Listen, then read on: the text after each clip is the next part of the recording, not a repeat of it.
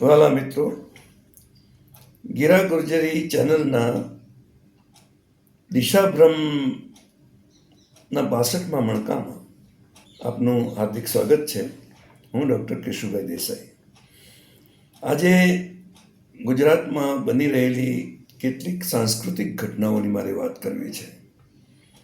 આમ તો ગુજરાતની છાપ એક વેપારી પ્રદેશ તરીકેની છે અને આપણી પ્રજા જાણે કે નાણાં સિવાય બીજું કશું જાણતી જ નથી.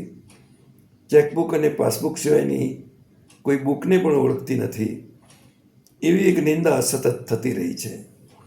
પરંતુ એ જ ગુજરાતમાં અને એના સૌથી મોટા વાણિજ્ય નગર અમદાવાદની અંદર, બરાબર અમદાવાદની છાતી ઉપર એક થિયેટર મીડિયા સેન્ટર નામનું એક જબરજસ્ત સંસ્થાન ચાલે છે, જેના પાયાની ઈંટ બનવાનું મને ગૌરવ પ્રાપ્ત થયું હતું. રશિયાથી તૈયાર થઈને આવેલા એક નાટ્યકર્મી હસમુખ બારાડી, મને બહુ યાદ આવે છે એમની. અત્યારે એ હયાત નથી, પરંતુ આટલા વર્ષો પછી જ્યારે એમની સંસ્થામાં એક કાર્યક્રમ નિમિત્તે જવાનું થયું, એમના સુપુત્રી મન્વિતા બારાડીએ ખૂબ આગ્રહ કરીને મને બોલાવ્યો. ત્યારે હું એકલો ન ગયો. આપણા બહુ જ મોટા નાટ્યકાર, જેમને કહી શકાય સીમાસ્તંભરૂપ એવા નાટ્યકાર મધુરાય અમેરિકાથી અહીં આવેલા છે, એમને લઈને હું ત્યાં ગયો.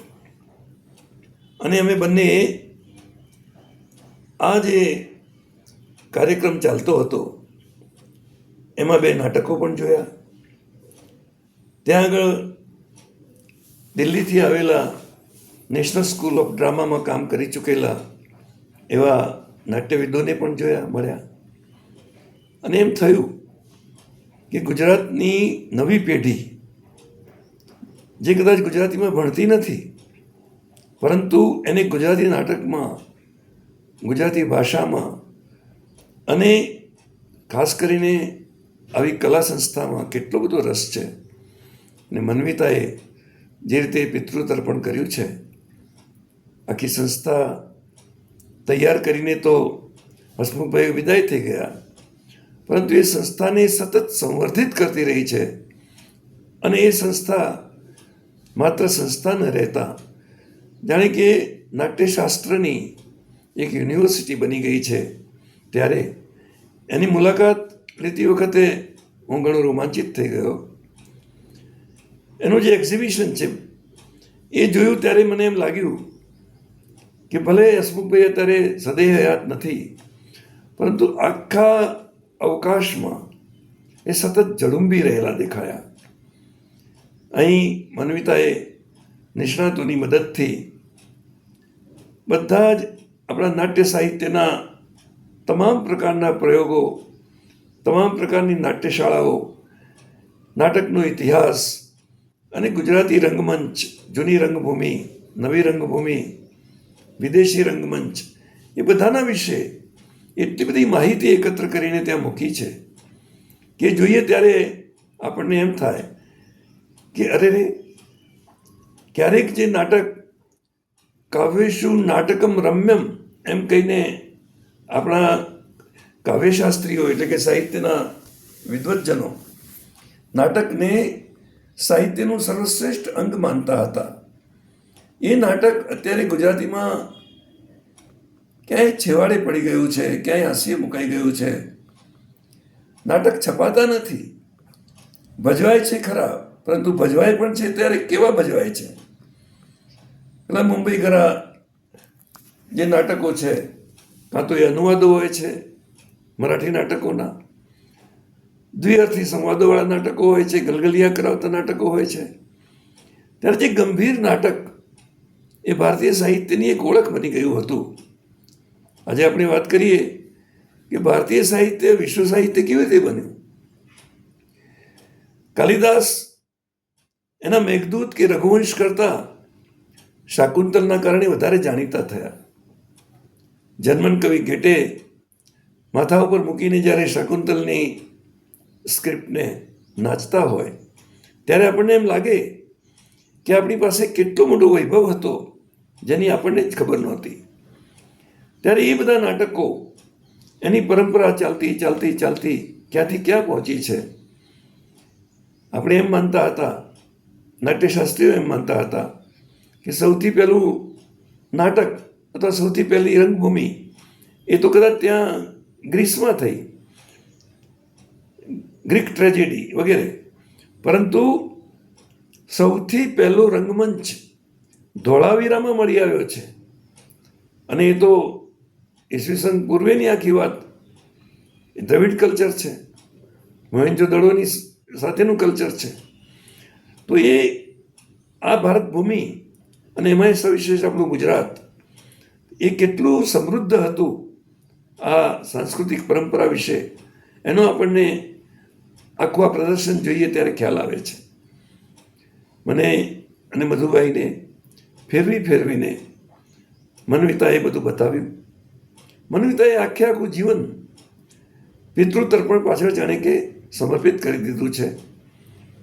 એની પાસે એક વૈજ્ઞાનિક દ્રષ્ટિ છે અને સાથે સાથે એક જબરજસ્ત તલબ છે કે જે કંઈ જેટલું ભેગું કરી શકાય એટલું કરવું.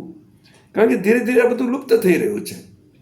ત્યારે લુપ્ત થયેલી સંસ્કૃતિને એ સમયના આપણા નાટ્યકારો એ કઈ કઈ વસ્તુઓનો ઉપયોગ કરતા હતા, કેવી રીતે મંચ સજાવતા હતા, કેવા વાજિંત્રો વગાડતા હતા, કેવા પહેરવેશ પહેરતા હતા, એ બધાનું નિદર્શન અને પ્રદર્શન આપણને આ થિયેટર મીડિયા સેન્ટરમાં જોવા મળે છે.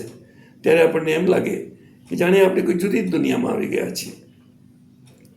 રાતના સમયે સુયોગ એવો હતો કે વિશ્વ રંગમંચનો દિવસ જ હતો, વિશ્વ રંગભૂમિ દિવસ.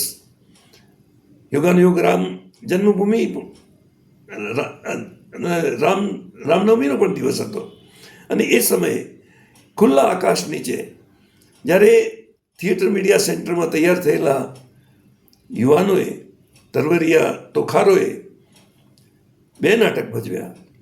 એમાં એક હતું શબ્દર હાશમી, બહુ મોટા નાટ્યકાર, એમનું ઔરત નામનું નાટક. એ ઔરત નાટક જોઈએ ત્યારે આપણને એમ લાગે કે સમાજમાં પ્રવર્તતી વિસંગતતાઓ અને સવિશેષ નારી ઉપર થતા અત્યાચારો એનું એટલું વેધક નિદર્શન એની અંદર થાય છે.